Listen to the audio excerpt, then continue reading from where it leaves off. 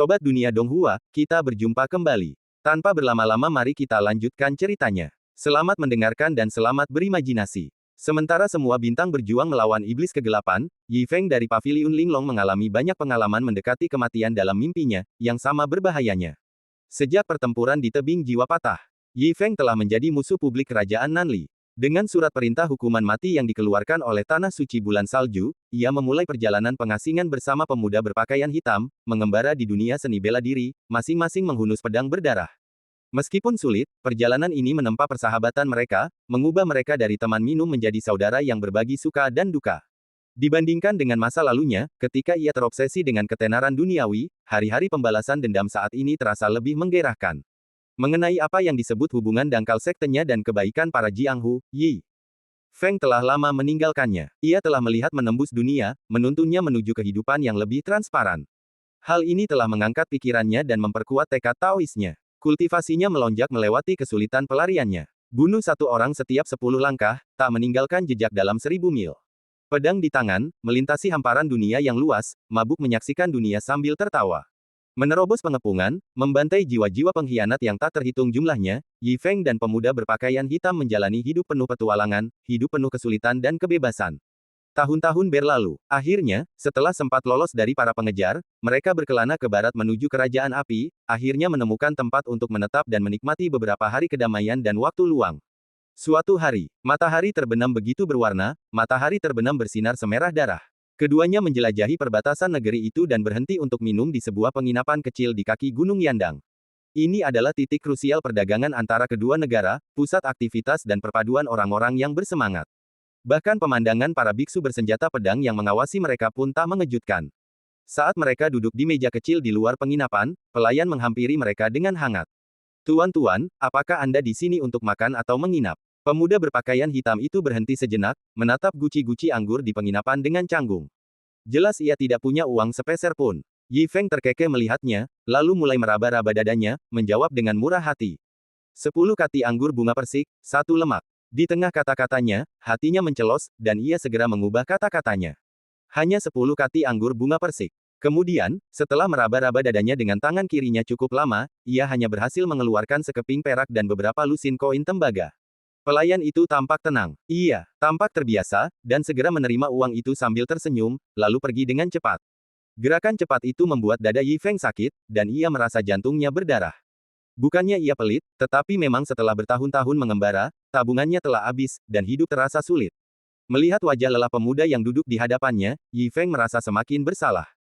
Mereka berdua hanya duduk canggung, diam-diam, dan tak seorang pun berbicara. Hingga sebotol besar anggur bunga persik disajikan. Pemuda berpakaian hitam itu tiba-tiba tampak bersemangat, sibuk menuangkan anggur dan mendentingkan gelas.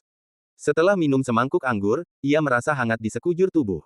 Keduanya perlahan mulai terbuka, membahas masa depan mereka. Yi Feng mendesah tak berdaya dan mengisi gelas pemuda itu. "Ah, kalau begini terus, kita berdua akan celaka. Sungguh berat, Kak. Kau telah melarikan diri bersamaku, dan kau belum pernah merasakan hari yang tenang. Aku, Yi Feng, pasti akan membalas budimu." Pemuda itu tersenyum, matanya penuh keceriaan. "Hai, aku sudah lama terbiasa hidup berkelana di dunia. Hal kecil ini tak berarti apa-apa." Keduanya mendentingkan gelas dan minum, anggur mereka sudah setengah penuh. Mata pemuda itu perlahan meredup, dan ia menatap Yi Feng dengan ekspresi kecewa. "Kakak, aku tidak menjelek-jelekkanmu, tapi kau terlalu baik. Kita sudah punya banyak kesempatan untuk melakukan hal bodoh selama ini, tapi kau bersikeras bilang tidak akan mencuri atau merampok. Bukankah kau keras kepala? Aku tidak memintamu untuk menindas orang. Sesekali, kalau kau pergi ke sarang bandit, bukankah itu juga membantu orang? Apa salahnya? Kalau terus begini, aku tidak akan bisa membayar utang budi padamu seumur hidupku, apalagi kita masih harus kembali untuk balas dendam." Mendengar ini, Yi Feng tidak tahu harus tertawa atau menangis. Ia bahkan tidak bisa mengurus dirinya sendiri saat melarikan diri, tapi orang ini masih berpikir untuk mencari uang tambahan. Ia memang terlahir untuk membuat masalah. Tapi setelah memikirkannya matang-matang, ia harus menyelesaikan masalah saat ini dan kemudian memikirkan masa depan. Orang yang tidak membalas dendam bukanlah seorang pria sejati. Tempat suci sialan itu harus dibasmi. Ia mengangguk kecil dan setuju untuk sementara waktu. "Kau benar. Lain kali kalau kita bertemu bandit, kita saudara-saudara akan menghajar mereka." Mendengar kata-kata, "lain kali wajib," pemuda itu mendesah tak berdaya. Ia berhenti membicarakannya, diam-diam bertanya-tanya apakah ia harus memanfaatkan waktu luangnya untuk mengurus bisnis lagi. Ia telah menjadi buronan selama beberapa tahun terakhir dan tidak pernah bekerja, jadi wajar saja ia tidak punya uang atau waktu untuk bersenang-senang. Ia bertanya-tanya bagaimana kabar gadis dari istana Lihua itu, dan apakah tariannya sudah membaik. Tepat saat mereka berdua minum dan berpikir dalam hati. Tiba-tiba, terdengar suara keras di sekitar mereka. Saya mohon kepada guru abadi untuk memberi kami waktu beberapa hari. Toko kecil kami tidak mungkin bisa menghasilkan 500 tael perak. Omong kosong. Kau membuka toko di wilayah sekte Dangjian kami, jadi wajar saja kau diharuskan membayar perak bulanan. Tanpa perlindungan sekte Dangjian kami, bagaimana mungkin beberapa manusia biasa sepertimu bertahan hidup di perbatasan yang kacau ini? Ini, toko kecil kami hanyalah sumber penghasilan yang susah payah kami dapatkan. Seluruh keluarga kami bergantung padanya untuk mencari nafkah. Kami bahkan tidak bisa menghasilkan 500 tael dalam setahun. Aku mohon, guru abadi, mengertilah. Tidak bisa. Aku tidak peduli kau menjual anak-anakmu atau apapun. Jika kau tidak bisa menghasilkan perak bulanan, lupakan saja soal membuka toko di masa depan. Sekte Dangjian kami adalah sekte kultivasi yang besar. Kau tahu konsekuensinya jika membuat kami marah. Guru abadi, kasihanilah. Suara memohon itu dipenuhi air mata, dan banyak orang menoleh ke belakang untuk menatapnya. Yi Feng dan pemuda berpakaian hitam itu juga memperhatikan dengan rasa ingin tahu. Baru saat itulah ia melihat beberapa biksu berjubah abu-abu berdiri di penginapan, tampak merendahkan. Mereka tetap tak tergerak oleh permohonan belas kasihan pemilik penginapan tua itu. Pemandangan itu sungguh mengerikan, membangkitkan rasa iba. Anehnya, tak seorang pun tamu yang duduk di dekatnya berani berbicara, malah hanya menonton dalam diam, seolah takut akan nasib buruk. Yi Feng memperhatikan keseragaman cara mereka melayani, dan setelah mempertimbangkan dengan saksama kata-kata yang baru saja diucapkan, ia pun mengerti. Ia membayangkan para biksu muda ini berasal dari sebuah sekte dan cukup kuat, tak bisa dianggap remeh oleh orang biasa. Ia masih mengamati dengan tenang, tetapi pemuda berpakaian hitam yang duduk di hadapannya mulai gelisah. Setelah beberapa kali melirik, amarah terpancar di matanya. Untungnya, kontak mata Yi Feng yang tepat waktu mencegahnya melampiaskan amarahnya. Pemuda itu tampak tidak senang dengan penampilan Yi Feng, alisnya sedikit berkerut. Yi Feng tidak langsung menjelaskan. Ia malah mengambil segelas anggur dan menoleh ke meja sebelah untuk membisikkan sesuatu. Semuanya, silakan bertanya. Siapa sekte Dangjian ini? Kenapa kalian begitu takut pada mereka? Dan atas dasar apa mereka menerima gaji bulanan dari penginapan ini? Pertanyaan itu membuat para tetangga saling menatap dengan bingung. Hanya seorang tetua berwajah ramah yang berbisik kepada Yi Feng. Anak muda, kau tidak tahu. Sekte Dangjian ini adalah sekte kultivasi besar di perbatasan negara Liehuo kita, sekte kelas 7. Selama beberapa generasi, mereka telah menduduki area seluas puluhan mil di sekitar Gunung Yandang. Mereka disebut sekte, tetapi sebenarnya mereka bandit yang ganas. Beraninya kita, rakyat jelata, memprovokasi para kultivator ini. Kita hanya bisa mengorbankan harta kita untuk menghindari bencana dan bertahan dalam diam untuk bertahan hidup. Anak muda, dunia ini berbahaya, lebih baik menghindari masalah. Mendengarkan nasihat yang tenang itu, Yi Feng membungkuk dalam diam dan berterima kasih padanya. Tepat saat ia berbalik dan meletakkan gelasnya, pemuda berpakaian hitam di meja yang sama, memelototinya dengan tatapan marah, dengan tegas berkata, "Saudaraku, bajingan-bajingan ini hanyalah sekelompok sampah, mengapa kau menghentikanku?" Iya benar, di dunia ini, sekte dibagi berdasarkan ranah dan kekuatan, dari terendah hingga tertinggi, mereka dibagi menjadi alam Kaimai, alam Yangqi, alam Tianguan, alam Taichu, alam Senfu, alam Tianyang, dan alam Yuanying.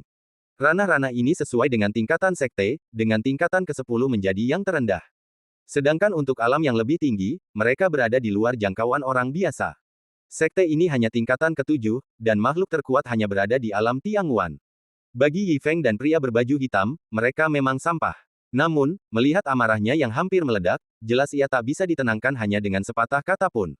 Yi Feng hanya bisa menariknya diam-diam ke pinggir jalan resmi. Aku tidak bermaksud menghentikanmu, tapi tidak perlu bertindak sekarang. Sekalipun kau membunuh antek-antek ini, itu hanya akan membantu toko kecil ini untuk sementara. Saat kita pergi, pemilik lama dan keluarganya harus menanggung lebih banyak amarah. Kekacauan seperti ini berbahaya dan tidak akan menyelesaikan masalah secara mendasar. Mendengar ini, pemuda berbaju hitam itu tertegun. Selesaikan masalah secara mendasar. Apa maksudmu? Bisik Yi Feng di telinganya sambil tersenyum. Bukankah kau baru saja bilang kita harus menghabisinya sesekali? Bukankah ini kesempatan yang tepat? Mari kita tunggu dengan sabar, ikuti petunjuknya, lalu tangkap semuanya sekaligus. Bukankah itu luar biasa? Mendengar ini, pemuda berbaju hitam akhirnya mengerti, dengan senyum penuh arti di wajahnya. Cek, cek, cek. Kau jahat sekali. Aku mencintaimu. Aku tak menyangka hanya dalam beberapa tahun, kau tampak jauh lebih berpengalaman daripada sebelumnya. Trikmu memang hebat. Seperti katamu, kita akan segera mengalahkannya. Kita harus meraup untung besar kali ini. Ayo kita cari tempat nongkrong. Keduanya langsung akrab dan berpura-pura tenang saat kembali ke meja. Melihat para kultivator berjubah abu-abu pergi dengan bangga, dan penginapan penuh dengan tangisan dan jeritan, mereka kehilangan minat untuk minum dan diam-diam mengikuti mereka pergi. Mereka mengikuti dengan tenang sepanjang jalan, menaiki tangga batu dan langsung menuju lereng Gunung Yandang. Para kultivator itu hanyalah kultivator tingkat terendah di alam Kaimai, sama sekali tidak menyadari kehadiran mereka. Mereka telah sepenuhnya menyelinap masuk ke dalam sekte. Mereka berdiri di atap aula utama, sama sekali tidak menyadari para murid yang berpatroli. Beberapa murid berjubah abu-abu telah memasuki aula, melaporkan temuan mereka. Dalam sekejap, gelombang kutukan keras meletus dari lorong. Sampah. Kalian semua sampah. Kalian bahkan tidak bisa mengintimidasi beberapa restoran di kaki gunung. Ini benar-benar mencoreng reputasi sekte Dangjian kami. Jika semua orang tidak kompeten seperti kalian, bukankah seluruh sekte kami akan melarat? Hinaan itu sama sekali tidak sopan, benar-benar seperti yang dikabarkan, sebanding dengan hinaan seorang bandit. Saat berikutnya, pemuda berpakaian hitam itu, yang tak tahan lagi, melompat dari aula, berdiri di pintu, dan perlahan melangkah masuk.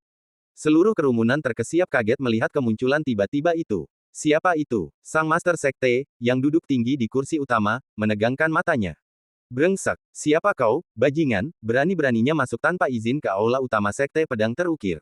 Pemuda berpakaian hitam itu mengabaikan pria itu, matanya mengamati aula dengan lesu. Meskipun disebut aula utama, perabotannya sangat perlu diperbarui, hampir tidak ada yang menarik perhatiannya. Lalu ada yang disebut Master Sekte, seorang kultivator alam cahaya langit belaka, sampah yang benar-benar tak berpenampilan. Namun, ia masih memamerkan kekuatannya, kata-katanya benar-benar tak jelas. Pemuda berpakaian hitam itu menggelengkan kepalanya berulang kali, hampir tertawa terbahak-bahak. Sial, kupikir Sekte Pedang Terukir begitu mengesankan, tapi inikah yang terjadi? Sepertinya kesepakatan ini tidak terlalu menguntungkan. Bahkan untuk membeli anggur saja sulit. Aku sangat kecewa. Wajah Master Sekte yang gemuk itu memerah dan membiru, dan ia pun mengamuk. Brengsek, sebelum ia sempat menyelesaikan kata-katanya. Pemuda berpakaian hitam itu mengangkat tangannya dan mencekik leher pria itu, membuatnya terkapar ke tanah. Perbuatan mengerikannya membuat murid-murid di sekitarnya pucat pasi. Aula tiba-tiba menjadi sunyi senyap. Pemuda berpakaian hitam itu memasang ekspresi tenang, terbiasa dengan pemandangan seperti itu. Ia berbalik dan bertanya dengan nada tak berperasaan. Saudaraku, tempat ini tidak sehebat itu. Kudengar kerajaan api wajib dikunjungi dalam perjalanan ke barat, dengan sekte-sekte kuat yang tak terhitung jumlahnya, menjadikannya tempat yang sempurna bagi para kultivator independen untuk menetap. Itulah sebabnya aku membawamu jauh-jauh ke sini. Aku tidak menyangka kau akan begitu mengecewakan. Setelah selesai berbicara, Yi Feng juga melangkah mantap ke aula, dengan senyum tipis di matanya. Tidak sepenuhnya, hutan besar memiliki segala macam burung. Kerajaan api sangat luas, dan pegunungan Yandang membentang ratusan mil. Pasti akan ada beberapa kucing dan anjing. Pria berpakaian hitam itu mengangguk, dan keduanya berjalan berdampingan. Sepertinya masuk akal. Secara logika, informasiku tidak mungkin salah. Aku pernah ke perbatasan kerajaan api sebelumnya, dan aku belum pernah melihat sekte seburuk itu. Pasti hanya kecelakaan. Kedua pria itu melanjutkan perjalanan mereka masing-masing, sama sekali tidak menyadari kehadiran orang luar. Sebelum mencapai kursi ketua sekte, pria berbaju hitam itu menendang mantan ketua sekte yang hampir mati itu ke samping dan duduk bersama Yi Feng. Ia mengambil toples anggur di atas meja dan mengendusnya, dengan ekspresi jijik di wajahnya. Ia melirik ke sekeliling aula sebelum melirik ke samping dan bertanya. Sepertinya kesepakatan ini tidak akan menghasilkan banyak keuntungan. Bahkan jika kita menguras sekte yang lusuh dan penuh sampah ini, kita mungkin tidak akan mendapatkan banyak. Sial, semua kerja keras ini sia-sia. Kata pemuda berbaju hitam itu, bersandar di sisi kiri kursi dengan ekspresi kecewa dan sedikit kesedihan. Namun, Yi Feng tersenyum tipis dan menjawab. Kurasa tidak, meskipun sekte ini agak kumuh, ini tempat tinggal. Sekarang kau dan aku tidak punya tujuan lain, mengapa tidak mendirikan sekte kita sendiri di sini? Dunia persilatan ini penuh dengan konflik kepentingan. Kecuali kau telah mencapai puncak kekuatan, sulit bagi satu orang untuk merajalela. Kita harus terlebih dahulu mengembangkan kekuatan kita sendiri dan kemudian mengejar hal-hal lain. Begitu, ia berbicara, mata pemuda itu berbinar. Mendirikan sekte, aku belum pernah melakukan itu sebelumnya, tapi kedengarannya menarik. Kedua pria itu berbicara dengan antusiasme yang semakin meningkat, sementara para murid di ruangan itu gemetar ketakutan, tidak berani mengucapkan sepatah kata pun, tidak yakin siapa sebenarnya dari sekte Dangjian. Serangan pria berpakaian hitam itu sangat mengerikan, langsung membuat sekte kecil itu ketakutan. Kehadirannya saja telah menenangkan situasi. Menghadapi musuh yang begitu tangguh, tak seorang pun berani mengucapkan sepatah kata pun. Hanya lelaki tua itu, yang berdiri kaku di depan, memiliki tatapan kebencian di matanya, seolah-olah ia sedang mengandalkan sesuatu. Mendengar usulan kedua pria itu untuk mendirikan sekte, ia membanting tongkat besinya ke lantai, meraung marah. Bajingan. Petik 2. Bajingan. Sekte Dengjian kami telah diwariskan selama berabad-abad. Bagaimana mungkin kami membiarkan kalian mendirikan sekte di sini? Kata-kata arogan seperti itu sungguh tidak sopan. Apa kalian benar-benar akan merebut fondasi kami? Begitu kata-kata itu keluar dari mulutnya, Yi Feng dan pemuda berpakaian hitam itu menatap, bingung, dan bertanya serempak. Apa lagi? Petik 2. Pria tua itu tiba-tiba tercekat dan wajahnya memerah. Seluruh tubuhnya gemetar dan ia bahkan tidak bisa mengucapkan satu kalimat pun. Kalian, orang baik. Seluruh penonton terkejut dan berteriak, orang baik. Kedua pria besar ini langsung membunuh pemimpin sekte dan menanyai tetua agung itu dengan belak-belakan. Gaya mereka yang kuat sungguh tak tertandingi. Dalam radius 100 mil, belum pernah ada dua orang sekejam itu. Saat ini, seluruh penonton begitu hening hingga terdengar suara jarum jatuh. Tidak ada yang berani menyinggung. Hanya lelaki tua itu yang begitu marah hingga jantungnya berdebar kencang. Ia berbicara dengan jari-jari gemetar. Kau mengandalkan kultivasimu yang kuat untuk bersikap begitu sombong. Tidakkah kau tahu bahwa sekte Dengjianku? Sebelum ia selesai berbicara, pemuda berpakaian hitam itu mengulurkan tangannya lagi. Krak, dengan suara nyaring, lelaki tua itu jatuh ke tanah dan tewas. Melirik mayat di tanah, pemuda itu memutar matanya tanpa berkata-kata. Diam, dengan sektemu yang berantakan seperti ini, kau sama saja dengan bandit, dan kau masih berani bicara soal warisan omong kosong. Kau seharusnya mewariskannya kepada leluhurmu. Aula menjadi semakin sunyi setelah omelan-omelan ini, dan banyak orang berdiri diam dengan wajah tua mereka memerah dan kepala mereka mengangguk malu. Pemuda itu memandang sekeliling tempat itu dengan tatapan mendominasi dan bertanya lagi dengan suara berat. Siapa lagi yang belum yakin? Berdiri dan biarkan aku melihatmu. Setelah mengatakan ini, semua orang di tempat itu, tua dan muda, saling memandang dengan tenang dan membungkuk bersama.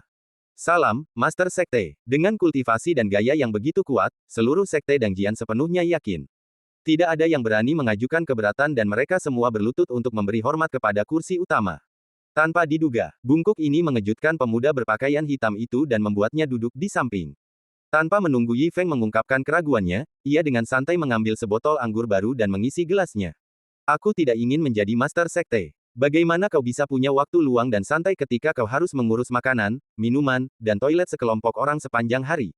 Menurutku, posisi Master Sekte seharusnya milikmu. Mendengar ini, Yi Feng tersenyum dan menggelengkan kepalanya. Kakaknya memiliki temperamen yang berani dan tak terkendali. Menjadi ketua sekte hanya akan membatasinya dan memang bukan itu yang diinginkannya. Namun, karena kita semua mendirikan sekte bersama, kita tentu perlu berbagi status dan perlakuan yang menyertainya. Setidaknya, kita harus diberi gelar. Kalau tidak, bagaimana kita bisa menjaga persaudaraan kita? Memikirkan hal ini, Yi Feng tersenyum dan mengangguk. Tidak apa-apa kalau kau tidak menjadi ketua sekte. Kalau begitu, bagaimana kalau kau menjadi wakil ketua sekte? Kita bisa mengelola sekte baru ini bersama-sama. Namun begitu pertanyaan itu keluar dari mulutnya, pemuda itu melambaikan tangannya lagi. Tidak. Wakil ketua sekte juga akan diganggu oleh banyak masalah. Bagaimana aku bisa hidup bebas di masa depan?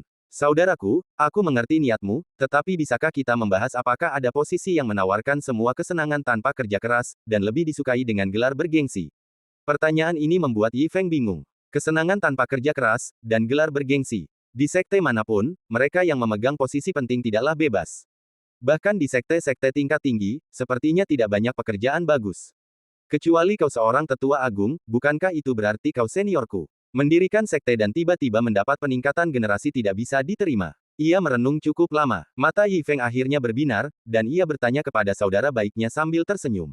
Permintaanmu memang agak sulit, tapi itu bukan sepenuhnya mustahil. Umumnya, posisi paling santai di sebuah sekte adalah pelindung dharma. Meskipun gelarnya tidak bergengsi seperti wakil master sekte, gelar itu membawa kekuatan dan status yang cukup besar. Kecuali master sekte atau sekte sedang dalam masalah, kau tidak perlu mengkhawatirkan hal lain setiap hari. Apakah kau puas dengan pengaturan ini? Mendengar ini, mata pemuda itu berbinar-binar, dan ia menggumamkan beberapa patah kata sebelum senyum perlahan muncul di wajahnya. Pelindung Dharma, kedengarannya cukup mengesankan, tapi sepertinya agak kurang berwibawa. Bagaimana kalau mengubahnya menjadi pelindung Dharma Agung? Pelindung Dharma Agung. Kedengarannya jauh lebih mengesankan. Hahaha, sudah diputuskan. Mulai sekarang, akulah pelindung Dharma Agung Sekte kita. Saat tawa bergema, seluruh kerumunan membungkuk kepada pemuda itu, suara mereka menggetarkan aula. Perkenalkan pelindung agung. Sejak saat itu, Sekte Dangjian berganti nama menjadi Sekte Pedang Baru untuk mencerminkan pendiriannya yang baru. Dengan Yi Feng sebagai pemimpin pertamanya, ia mengumumkan hukum Sekte baru, yang menyatakan bahwa tak seorang pun, dari beberapa tetua hingga puluhan murid, boleh melanggar wewenang mereka. Hanya pelindung agung yang dibebaskan dari aturan sekte apapun. Dalam beberapa hari yang singkat, Sekte Pedang Baru menanggalkan sifat banditnya dan mulai mengadopsi sikap seorang kultivator sejati. Mereka juga menghapuskan sistem gaji bulanan lama yang tidak masuk akal, mendapatkan rasa hormat dari orang-orang dalam radius puluhan mil. Lebih lanjut, rumor tentang kultivasi pemimpin baru yang mendalam dan kekuatan pelindung agung yang bahkan lebih dahsyat secara alami menarik banyak orang untuk bergabung dengan sekte tersebut. Dalam waktu setengah bulan, Sekte Pedang Baru berhasil memenuhi namanya, memiliki lebih dari 100 pengikut dan berkembang jauh melampaui kejayaannya sebelumnya. Kemakmuran Sekte Pedang Baru yang semakin meningkat tentu saja memicu kecemburuan dari banyak faksi. Sekte dari segala penjuru mulai bertanya tentang sekte yang sedang berkembang ini, bahkan beberapa sekte tingkat 6 pun mulai bergerak. Tiba-tiba, arus bawah tanah melonjak di dalam Gunung Yandang, dan jumlah orang yang bergerak diam-diam bertambah banyak. Lebih dari sebulan telah berlalu dalam sekejap mata. Sekte Pedang Baru berkembang pesat, dengan lebih dari 100 murid berlatih ilmu pedang dasar di arena bela diri sejak pagi. Sekte itu berkembang pesat, sifat banditnya yang dulu menghilang. Saat para murid berlatih, sesosok berpakaian hitam berjalan santai melewati arena, menyenandungkan sebuah lagu dan tampak agak riang dan santai. Terlepas dari penampilannya, sebagian besar murid menyapanya dengan hormat. Pelindung Agung, halo. Pemuda berpakaian hitam itu melambaikan tangan dengan santai, lalu melanjutkan perjalanan melalui gapura, menuju aula utama. Menatap pemandangan aneh ini, beberapa murid baru tampak bingung dan meminta nasihat dari sesama murid. Saudaraku, mungkinkah ini pelindung agung legendaris yang memiliki kultivasi yang mengerikan? Begitu ia selesai berbicara, orang-orang di sekitarnya segera mencondongkan badan, mengepalkan tangan, dan dengan hormat mengoreksinya. Lebih dari mengerikan, kultivasi sang pelindung agung sungguh tak tertandingi. Ia hanya menggerakkan jari dengan santai, dan kami pun kewalahan. Mendengar ini, para murid baru mengangguk takjub. Apakah ia begitu mengerikan? Aku tak menyangka sang pelindung agung ternyata lebih tangguh daripada rumor yang beredar. Kami telah membuat pilihan yang tepat untuk bergabung dengan Sekte Pedang Baru. Setelah beberapa patah kata ini, para murid baru bersemangat dan terus berlatih dengan tekun. Secerca kebanggaan terpancar di antara alis mereka, dan tubuh mereka dipenuhi energi. Untuk sesaat, lapangan bela diri dipenuhi sosok-sosok yang beterbangan, dan kilatan cahaya pedang hampir menutupi kecemerlangan matahari pagi.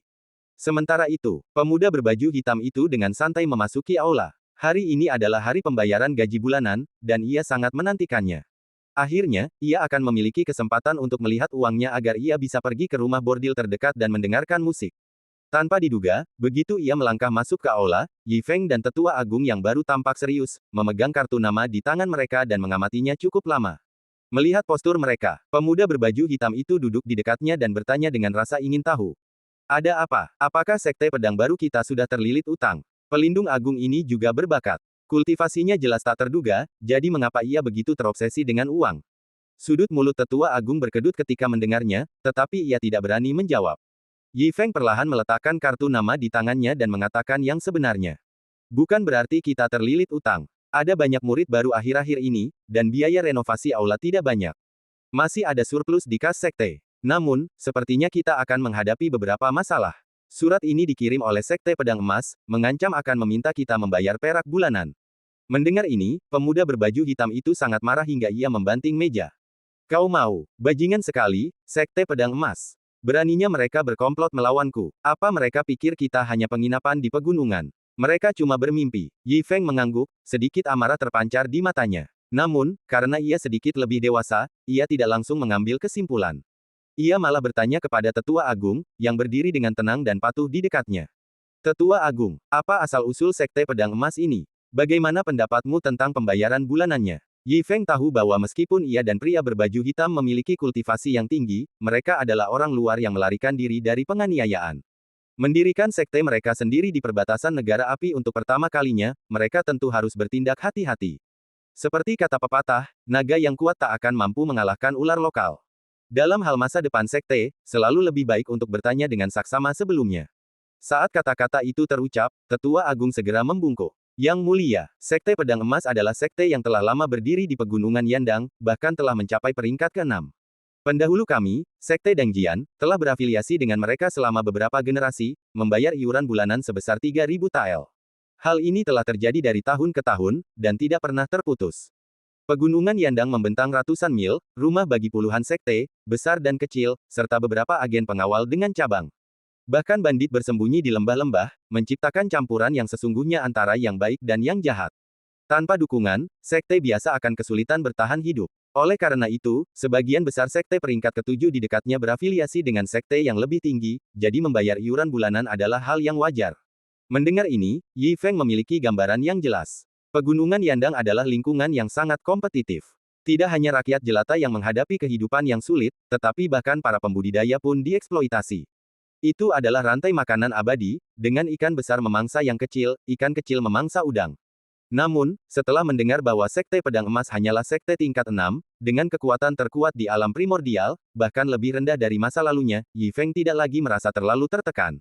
Pemuda berpakaian hitam yang bersandar di kursi di dekatnya tertawa terbahak-bahak. "Puff, hanya sekte tingkat 6, dan kau masih mencoba mengambil uangku. Kau seperti wanita tua yang merangkak ke tempat tidur, membuatku tertawa." Mereka berdua cukup santai, tetapi Tetua Agung semakin khawatir. "Tuan, Pelindung Agung, mohon pertimbangkan kembali. Selalu sekte tingkat rendah yang membayar sewa bulanan, dan tidak ada yang berani melanggar preseden ini. Jika kita menimbulkan ketidakpuasan di antara begitu banyak sekte hanya karena impulsif sesaat, itu akan lebih merepotkan daripada manfaatnya." Mendengar ini, Yi Feng menyela. "Tidak masalah. Pemimpin sekte ini akan mengurus semuanya. Cepat beritahu Sekte Pedang Emas bahwa mulai sekarang, kita tidak akan membayar sewa bulanan. Jika mereka menolak, mereka bisa datang ke Sekte Pedang Baruku dan mengambilnya sendiri." Tetua Agung bergidik mendengar kata-kata itu dan hendak berbicara lagi, tetapi melihat tatapan mata Yi Feng yang penuh tekad dan Pelindung Agung yang tersenyum di sampingnya, ia tak kuasa menahan diri untuk mengingat dominasi mereka berdua sebelumnya dan tak berani berkata apa-apa lagi. Ya, meskipun sangat khawatir, Tetua Agung dengan hormat mundur. Begitu mereka hanya berdua, tawa pemuda berpakaian hitam itu semakin tak terkendali. "Hahaha, kakak, apa yang kau katakan benar-benar tepat sasaran. Jika mereka menginginkan uang, mereka bisa datang sendiri. Akan kutunjukkan pada mereka kekuatan seorang preman yang sebenarnya." Yi Feng tersenyum dan berdiri untuk duduk di samping pemuda itu. Karena tak ada orang di sekitarnya, ia tetap akrab dengan percakapan pemuda itu, suasana santai yang ia rasakan saat pertama kali bertemu di halaman, terasa lebih menenangkan. Melihat pemuda itu tertawa terbahak-bahak, ia merasa sangat lega. Ia pun tersenyum dan berbicara, mengungkapkan isi hatinya. Sekte tingkat 6 tidak perlu ditakuti, jadi mereka tentu saja tidak perlu khawatir tentang perak bulanan. Namun, kali ini, kita harus tetap teguh pada pendirian dan memberitahu semua sekte terdekat bahwa Sekte Pedang Baru kita tidak bisa diganggu. Lebih baik mereka tidak datang. Jika mereka berani, aku akan menjadikan mereka contoh, menggunakan reputasi Sekte Pedang Emas untuk membangun prestise Sekte Pedang Baru kita. Mendengar ini, senyum pemuda berpakaian hitam itu perlahan memudar. Ia melirik Yi Feng, matanya berbinar cemerlang, dan ia semakin merasa seperti seorang pemimpin sekte. Ia tak bisa menahan diri untuk mengangguk diam-diam. Ia berbicara lagi, nadanya mengandung kesungguhan yang langka. "Saudaraku, kau benar, dan aku setuju. Bagaimana kalau begini, biarkan aku yang mengurus Sekte Pedang Emas. Lagi pula, para bajingan itu mengincar uang Sekte Pedang Baru kita. Sebagai pelindung agung Sekte Pedang Baru, aku tidak akan menoleransi itu." Melihat ekspresi serius pemuda itu, Yi Feng merasakan kehangatan di hatinya.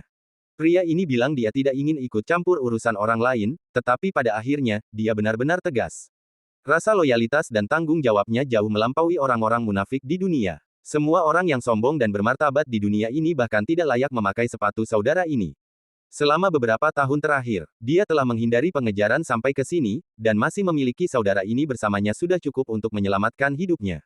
Yi Feng tersenyum dan menatapnya lama, tetapi tidak langsung menjawab. Perlahan dia mengeluarkan selembar uang perak dari lengan bajunya dan menyerahkannya kepadanya, lalu berkata dengan riang, "Aku telah membuatmu berlarian selama bertahun-tahun, dan sekarang setelah kau akhirnya menetap, ambillah sedikit uang ini dan pergilah bersenang-senang selama beberapa hari." Pemuda berpakaian hitam itu membeku di kursinya saat dia melihat uang perak itu. Kata-kata, 100 tael, membuat jantungnya berdebar kencang. Bukan karena ia khawatir berutang terlalu banyak, melainkan karena belum pernah ada yang memberinya begitu banyak perak secara cuma-cuma. Kepedulian dan rasa terima kasih yang tulus dalam kata-katanya sungguh tak ternilai harganya. Untuk sesaat, pemuda itu bingung harus berkata apa. Ia melirik uang kertas itu beberapa kali, lalu menatap Yi Feng beberapa kali lagi, sebelum bertanya dengan lembut, apakah 100 tael ini semua untukku? Yi Feng tersenyum dan mengangguk, menyodorkan uang kertas itu ke tangan pemuda itu. Istirahatlah beberapa hari, aku akan mengurus sisanya. Jangan khawatirkan Sekte Pedang Emas. Petik 2. Ambillah dan nikmatilah. Kau adalah tetua agung Sekte Pedang baru kami. Gaji bulanan yang sedikit ini tidak ada apa-apanya. Sekte kami akan terus berkembang, dan kami akan mendapatkan semua yang kami inginkan. Kemudian, dengan uang kertas itu, pemuda itu akhirnya tersenyum lagi. Setelah mengucapkan selamat tinggal beberapa kali dengan tergesa-gesa, ia dengan gembira berjalan keluar pintu, bersenandung sendiri sambil berjalan, tangannya di belakang punggung, tampak seperti pengantin pria, seluruh tubuhnya memancarkan kegembiraan. Ini musim semi, dan para wanita cantik di rumah kecil ini berpakaian merah. Yi Feng tersenyum lega saat melihat sosok yang dikenalnya menghilang dari pandangannya. Jika dia tidak tertarik mendengarkan musik di rumah bordil, dia pasti ingin sekali berjalan-jalan dengan saudara ini. 3 hari berlalu dengan cepat. Di kaki Gunung Yandang, sekelompok biksu yang membawa pedang panjang di punggung mereka berlari kencang, menerobos hutan dan mendaki lereng gunung. Gerbang gunung yang baru sudah terlihat. Melihat plakat gerbang gunung yang baru, mata pemimpin itu dingin. Sekte Pedang Baru. Namanya mudah dipahami, tetapi sekte yang baru dibuka berani mengabaikan kekuatan Sekte Pedang Emas kita. Sungguh anak sapi yang baru lahir yang tidak takut pada harimau. Berani sekali. Mendengar suara itu, ekspresi orang-orang di belakangnya beragam, dan beberapa diam-diam mengepalkan tangan untuk memberi salam. Kakak, menurut rumor, pemimpin Sekte Pedang Baru ini tampaknya cukup hebat, dan pelindung agung juga cukup berprestasi. Kita tidak boleh meremehkan musuh saat kita ke sana kali ini. Begitu kata-kata itu terucap, pria berwajah persegi yang memimpin menoleh ke belakang dengan tatapan dingin. Hah, apa kau sedang menyuruhku? Pemuda di belakangnya mengangguk ketakutan dan berulang kali meminta maaf. Maafkan saya, saudara senior. Saya hanya memikirkan kepentingan sekte ini. Beraninya saya memberi Anda instruksi. Melihat tatapan pengecut itu, pria berwajah persegi itu tampak meremehkan dan berbicara dengan suara rendah dan berat sambil berjalan maju dengan mantap. Saya sudah memastikan bahwa pemimpin Sekte Pedang Baru tidak pernah bertindak, malah mengandalkan pelindung agung untuk membunuh pemimpin Sekte Dangjian sebelumnya dan merebut wilayahnya. Kalian semua tahu betapa rendahnya peringkat Sekte Dangjian, jadi saya tidak perlu menjelaskan lebih lanjut. Wajar jika yang disebut pelindung agung itu bisa mengalahkan pemimpin Sekte kelas 3 seperti itu. Petik 2. Keduanya bahkan mengincar bekas lokasi Sekte Dangjian, mereka jelas bukan ahli. Terlebih lagi, yang disebut pelindung agung itu dikabarkan baru saja meninggalkan Sekte. Apakah ada orang di Sekte Pedang Baru yang layak kita perhatikan saat ini? Sebagai murid Sekte Pedang Emas, yang berasal dari Sekte tingkat 6, jika kita bahkan tidak bisa mengendalikan gerombolan ini, bagaimana mungkin kita bisa menjaga martabat dan berperilaku baik di Gunung Yandang? Setelah analisis mendalam ini, kerumunan di belakangnya berseri-seri kagum. 10 orang itu dengan mantap menaiki tangga batu dan memasuki gerbang utama Sekte Pedang Baru. Tak lama kemudian, sebuah laporan mendesak tiba dari arena seni bela diri Sekte Pedang Baru, dan para murid yang panik bergegas masuk ke aula utama Sekte. Guru, sesuatu yang mengerikan telah terjadi. Sekte Pedang Emas telah mengirim seseorang. Para tetua yang hadir semuanya panik. Mereka awalnya berbicara dari sekte kecil, yang berjuang di dataran rendah Gunung Yandang. Mendengar kata-kata, Sekte Pedang Emas, membuat mereka benar-benar kehilangan keseimbangan. Semua orang buru-buru melihat ke arah kursi utama, hanya untuk melihat Yi Feng tersenyum tenang. Oh, mereka sudah datang. Kalau begitu, silakan masuk. Dengan kata-kata ini, ketegangan yang nyata menyelimuti aula. Tak ada tetua yang berbicara lagi, dan hanya suara langkah kaki di luar pintu yang semakin jelas. Swiss. Lebih dari selusin sosok memasuki aula satu demi satu. Memimpin mereka adalah seorang pria berwajah persegi dengan ekspresi mengancam dan tubuh yang luar biasa berotot. Ia membawa pedang sepanjang 3 kaki di punggungnya, pancaran dinginnya begitu mengerikan. Para tetua, jantung mereka berdebar kencang seperti drum, mundur ke satu sisi. Yi Feng, di sisi lain, tetap tenang dan kalem. Ia melirik para master Sekte Pedang Emas, langsung menyadari kultivasi mereka yang minim. Sambil tersenyum, ia bertanya, kalian sudah datang sejauh ini, apa saran kalian untukku? Mendengar ini, wajah pemimpin itu semakin muram. Brengsek, aku Lu Fengchun, murid senior Sekte Pedang Emas. Sebelumnya kami telah mengirimkan undangan, dan kalian seharusnya membayar gaji bulanan, tetapi kalian berani menolak. Sekarang setelah aku datang sendiri, kalian masih berani bertanya meskipun tahu kebenarannya. Hanya sekte tingkat 7, beraninya kau meremehkan gengsi Sekte Pedang Emas seperti ini. Apa kau ingin menghancurkan dirimu sendiri? Ia memulai pertanyaannya dengan nada memerintah, jelas-jelas kebiasaan. Berpura-pura, Yi Feng, yang tidak tahan dengan hal ini, balas mencibir. Oh, Jadi kau mencoba menindasku. Begitu ia selesai berbicara, pria jangkung itu tertawa, matanya berbinar percaya diri. Hahaha, kalaupun aku menindasmu, bagaimana menurutmu? Di dunia ini, yang kuat dihormati, dan yang lemah harus patuh pada yang kuat. Sebelum Yi Feng sempat menyelesaikan kata-katanya yang penuh kebanggaan, ia dengan santai menyerang dengan telapak tangan. Boom! Kekuatan spiritual, yang terbungkus embusan angin, menyerbu ke arahnya, mengejutkan para tetua di kedua sisi dan membuat wajah mereka berubah warna. Kakak tertua Sekte Pedang Emas juga bergetar. Kekuatan spiritual mulai terbentuk. Kau benar-benar telah menembus alam gerbang surgawi. Melihat angin telapak tangan datang, pria itu tidak banyak berpikir dan buru-buru menghunus pedangnya untuk menangkisnya. Pedang dan angin telapak tangan itu bertabrakan, memaksanya mundur lebih dari 3 meter. Sebelum ia sempat mengangkat matanya karena terkejut, serangan telapak tangan lainnya begitu cepat dan dahsyat. Gerakan ini bahkan lebih dahsyat dari sebelumnya, dan kekuatan spiritual yang dibawanya bahkan lebih mengerikan. Tak hanya kakak tertua Sekte Pedang Emas yang terlempar keluar dari aula, tetapi adik-adik junior lainnya di belakangnya juga terlempar ke tanah. Klang! Pedang panjang itu jatuh ke tanah dengan serangkaian suara menggelegar. Lu Fengchun bangkit dengan malu dan marah, darah mengalir dari sudut mulutnya. Matanya, yang sebelumnya kosong dari kegembiraan, kini memancarkan kilatan keterkejutan. Kau memang telah menembus alam gerbang surgawi. Kau jelas memiliki kekuatan untuk mendirikan sekte tingkat 6, namun kau mengaku sebagai tingkat 7. Kau benar-benar licik. Hari ini, aku tahu aku bukan tandinganmu, tetapi sekte pedang emasku takkan pernah menyerah. Dengan ucapan tergesa-gesa, pria itu memimpin yang lain ke udara, gerakannya tegas dan cepat. Ia adalah seorang pria dengan visi jauh ke depan, layak menyandang gelar murid utama dari sebuah sekte yang hanya dikenal di pegunungan Yandang. Pertemuan itu berlangsung tiba-tiba, dan hasil yang menghancurkan sungguh tak terduga. Beberapa tetua berdiri terpaku di aula, dan para murid di sekitarnya menyaksikan dengan takjub. Butuh waktu lama bagi semua orang untuk pulih, dan seruan kaget terus berlanjut. Master Sekte sungguh perkasa. Master Sekte sungguh perkasa. Terlepas dari kegembiraan di dalam sekte, Yi Feng tetap teguh di puncak.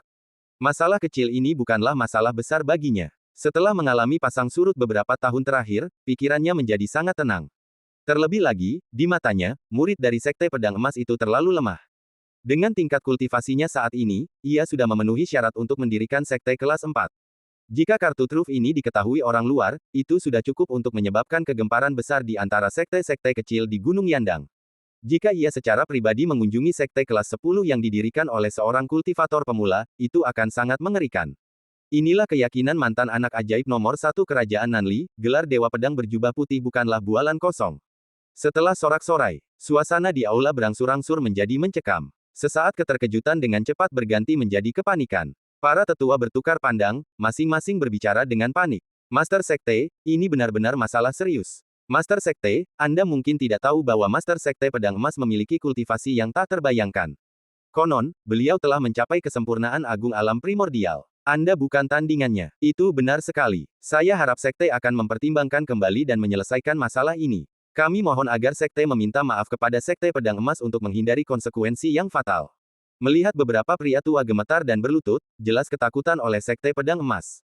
Yi Feng tidak menyalahkan mereka atas kepengecutan mereka, juga tidak memahami kesulitan yang dialami para pria tua ini selama bertahun-tahun di lapisan masyarakat paling bawah. Ia hanya berbicara perlahan, menyampaikan perintah dari Master Sekte. Ya, segera, seluruh sekte akan menghitung pasukan mereka dan pergi ke Sekte Pedang Emas. Para tetua bersuka cita, ekspresi lega mereka terlihat jelas. Master Sekte, Anda bijaksana. Kita tidak boleh menyinggung Sekte Pedang Emas. Kita harus segera meminta maaf. Di tengah kata-kata mereka, beberapa dari mereka membeku, seolah merasakan sesuatu yang salah. Penghitungan semua anggota sekte. Guru, apa yang kau lakukan? Yi Feng mengabaikan para tetua pengecut itu dan langsung menuju aula. Ia menyalurkan energi spiritualnya dan mengumumkan dengan lantang kepada seluruh sekte. Murid-murid sekte pedang baru, dengarkan. Segera berkumpul di depan aula utama dan ikuti guru ini untuk memusnahkan sekte pedang emas. Saat raungan menggelegar menggema, seluruh sekte pedang baru tercengang. Berbagai ekspresi terpancar di wajah mereka, beberapa dipenuhi amarah, yang lain pucat pasi, dan yang lainnya meratap dan meratap. Bahkan para tetua yang telah diusir dari aula begitu ketakutan hingga mereka ambruk ke tanah, bergumam dalam hati. Sudah berakhir, sudah berakhir. Jelas, dalam pandangan mereka, Sekte Pedang Emas tak terkalahkan. Sekalipun Yi Feng punya trik tersembunyi dan bisa mengalahkan kakak senior Sekte Pedang Emas, ia takkan pernah bisa mengalahkan pemimpin Sekte Pedang Emas. Menghimpun seluruh sekte untuk menyerang sama saja dengan menghancurkan diri sendiri. Yi Feng mengabaikan komentar-komentar negatif itu dan menunggu dengan tenang di luar aula. Ia tahu betul bahwa Sekte Pedang Baru saat ini sebagian besar terdiri dari mantan anggota Sekte Dangjian, yang tidak layak dipercaya sepenuhnya dan tak mampu menjalani transformasi total. Ia ingin menggunakan kesempatan ini untuk menguji dan memilih anggota sejati Sekte Pedang Baru. Hasilnya tidak mengecewakan Yi Feng. Meskipun hampir separuh murid tampak malu-malu, banyak pendatang baru masih dipenuhi semangat juang. Murid-murid baru ini layak mendapatkan pelatihan yang terfokus. Sebut saja mereka masih hijau dan tak berpengalaman, atau mungkin tidak menyadari keterbatasan mereka sendiri, semangat juang mereka yang tak kenal takut adalah sifat sejati seorang kultivator. Jika perundungan merampas keberanian mereka, bahkan jika mereka berhasil menerobos, iblis dalam diri mereka akan menghalangi, menjerumuskan mereka pada kegagalan. Dengan melirik sekilas ke sekeliling ruangan, Yi Feng memahami situasi dan mengeluarkan perintah terakhirnya saat itu juga. Perjalanan ke gerbang pedang emas ini sangat penting bagi kelangsungan sekte kita, dan tentu saja, ini sangat berbahaya. Ini sepenuhnya sukarela. Jika ada yang ingin membela sekte kita, tidak ada salahnya. Mereka, yang bersedia bertarung, majulah. Saat suara berat itu menyebar, beberapa sosok di depan aula melangkah maju dengan tegas, tanpa ragu-ragu. Setelah beberapa saat menunggu, sepertiga lainnya melangkah keluar. Sisanya bertukar pandang, menunggu dalam diam. Sekilas pandang mengungkapkan setidaknya 30 atau 40 murid yang layak dilatih. Jumlah ini sudah sangat menyenangkan Yi Feng, dan ia tak perlu menunggu lebih lama lagi, apalagi menyapa para tetua yang memohon belas kasihan. Yi Feng melambaikan lengan panjangnya, dan banyak murid mengikutinya. 2 jam kemudian, di selatan Gunung Tiandang, kaki gunung dikelilingi oleh halaman dan bangunan berukir. Villa megah yang tampak dari kejauhan adalah lokasi Sekte Pedang Emas. Murid tertua Lu Fengchun telah kembali bersama yang lain dan kini berlutut di aula utama untuk melapor. Guru, saya malu bersujud di hadapan pemimpin Sekte Pedang yang baru. Ini telah mencoreng nama baik sekte ini. Guru, tolong hukum saya. Begitu kata-kata ini keluar, seluruh aula menjadi gempar. Para tetua saling berbisik, mata mereka penuh kejutan. Bahkan lelaki tua yang duduk di kursi utama sedikit mengangkat matanya, dan senyum di wajahnya tiba-tiba membeku. Apa, Fengchun, kau ternyata bukan tandingan seorang pemimpin sekte tingkat 7. Aku punya harapan besar padamu, dan bahkan ingin mewariskan warisan Sekte Pedang Emas kepadamu di masa depan. Sekarang sepertinya aku salah. Mendengar suara marah itu, Lu Fengchun berlutut lebih rendah lagi, matanya berkilat cemas, dan ia segera berbicara untuk membela diri. Guru, tolong mengerti. Bukannya aku tidak kompeten, hanya saja pemimpin Sekte Pedang Baru terlalu berbahaya. Dia jelas mampu bertransformasi dengan kekuatan spiritual, dan pasti telah menembus alam gerbang surgawi, namun dia masih mengaku sebagai pemimpin sekte tingkat 7. Aku terkejut dan dikalahkan oleh pencuri ini. Meskipun jantungnya berdebar kencang, Lu Fengchun sama sekali tidak tersipu. Ia berbicara dengan sangat alami. Namun, pemimpin Sekte Pedang Emas, Jin Wei Yuan, yang duduk tinggi di kursi utama, bukanlah orang biasa. Ia mengenal murid-muridnya seperti punggung tangannya, dan langsung mendengar beberapa petunjuk, matanya menunjukkan ekspresi merenung.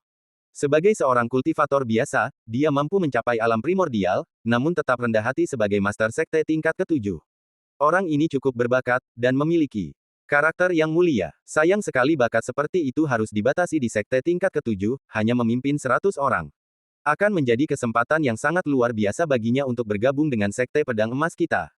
Hati Lu Fengchun mencelos mendengar kata-kata ini, matanya semakin panik. Master, dia tahu lebih baik daripada siapapun bahwa jika Yi Feng datang, posisinya sebagai kakak tertua akan terancam, dan dia pasti akan kehilangan pengaruhnya selamanya.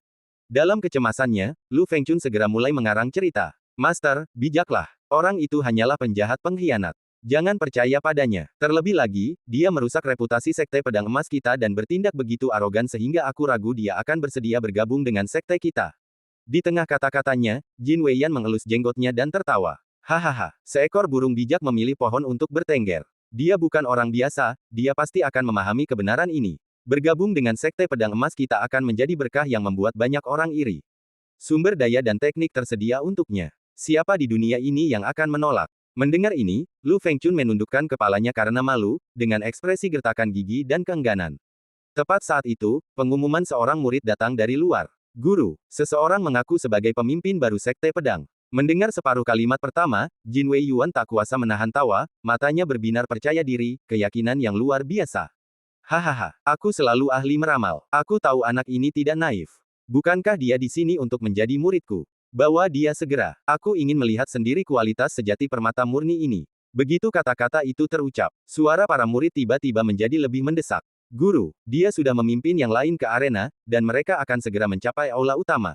Seluruh kerumunan tiba-tiba berubah warna, dan Jin Weiyan tercengang. Detik berikutnya, dengan suara dentuman teredam, beberapa murid terdorong ke aula utama, tergeletak di tanah, mengerang dan meringkuk. Semuanya terjadi begitu tiba-tiba. Baru setelah melihat murid-muridnya ambruk di aula, Jin Wei Yuan percaya seseorang telah berani masuk. Tatapan muram terpancar di matanya, dan ia menatap pintu dengan saksama. Beberapa saat kemudian, seorang pemuda berpakaian putih melangkah masuk dengan keyakinan yang tak tergoyahkan. Penampilan mudanya di luar dugaan, mengejutkan para tetua di sekitarnya. Dan cerita pun berakhir, nantikan cerita selanjutnya. Terima kasih telah mendengarkan.